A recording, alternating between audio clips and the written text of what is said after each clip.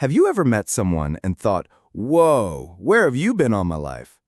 Their laugh slides right under your skin, their words finish your sentences, their presence feels like coming home after a long storm.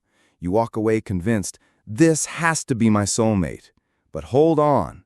Not everyone who feels like home is meant to stay, and not every connection that shakes your soul is love. Sometimes it's just a mirror. Let's talk about it. We love to believe in fate, the idea that the universe orchestrates a perfect meeting, that timing aligns, that eyes lock across a room and everything makes sense. But what if I told you that some of the most intense connections in your life weren't about the other person at all?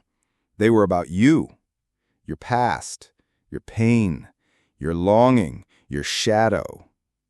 Carl Jung, one of the most brilliant minds in psychology, believed that romantic attraction often isn't random at all. It's not just about chemistry or charm, it's about projection. It's about your unconscious mind seeing something in another person that it lost or never fully developed. That's why certain people magnetically pull you in. They awaken something that's been sleeping inside you. Maybe you've always been the quiet, careful one, and then one day you meet someone loud, bold, wild, and you're drawn to them like a moth to flame. It feels like magic. But what's really happening is that your unconscious recognizes freedom in them, a kind of freedom you buried long ago. You're not falling in love with them, you're falling in love with who you could be if you weren't afraid. That's why it feels so intense, so deep, so fast, because your soul is screaming, that's what I want to become. Now flip the perspective. Someone might fall deeply in love with you, not because of your looks or your words, but because you represent something they've been craving their whole life. You become their symbol of peace, or adventure, or emotional safety. They might look at you and think, you're everything I've ever wanted. But they're not really seeing you. They're seeing what you reflect back to them. And that's where it gets tricky. Because when the fantasy meets reality, things start to shift. The person you thought was perfect shows their human side, their fear, their flaws, their wounds. And suddenly, the connection that felt like fate starts to feel confusing. The image starts to crack. And you ask yourself, was it ever real? Yes, it was real, but not in the way you think. It was real because it awakened you. It showed you something about yourself that needed to be seen. And that's powerful. That's beautiful. But that doesn't always mean they're your forever.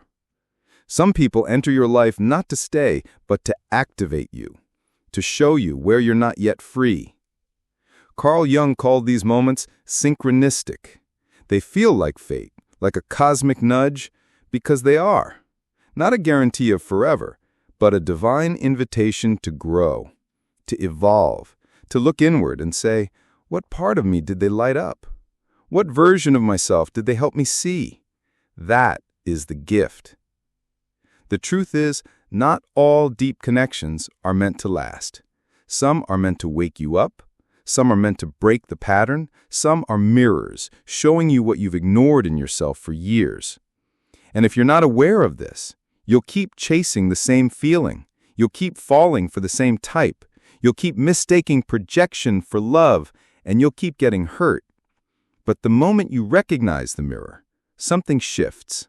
You stop blaming them. You stop blaming yourself. You start asking, what is this teaching me about me?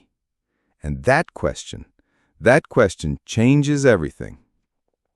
Now, let me give you something practical. Next time you feel an overwhelming pull towards someone, ask yourself, what exactly am I drawn to in them? When did I last feel that part alive in myself? Is it something I'm missing or something I'm afraid to embrace? If they disappeared tomorrow, could I still give that quality to myself?